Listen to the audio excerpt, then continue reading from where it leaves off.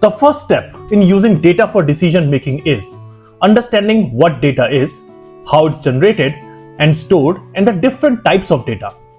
Data refers to raw, unorganized facts, distinct from information which is processed and meaningful. While many associate data with numbers in spreadsheet, data today comes in various forms, including text, images, audio, and video.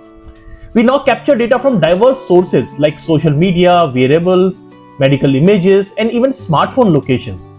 The volume of data has grown exponentially. A well-known IBM quote from 2012 claimed that 90% of the world's data has been generated in prior 2 years, which holds good and relevant today also.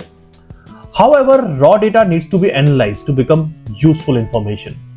Traditionally, businesses gather data through systems like transaction processing, customer relationship management, that is CRMs, enterprise resource planning, that is ERP, using tools such as SAP, Oracle, or Salesforce to log daily operations and customer interactions automatically. Just imagine a customer has bought, say, a dozen bananas and a liter of milk at the store, and that at the time of billing, the system would record a variety of things like the dozen bananas, the liter of milk.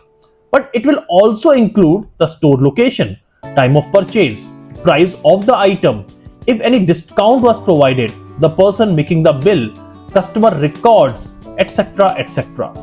So in summary, understanding data, how it's generated, stored and processed is essential for decision making. Data today includes not just numbers but also text, image, audio and video from a wide range of traditional and modern sources.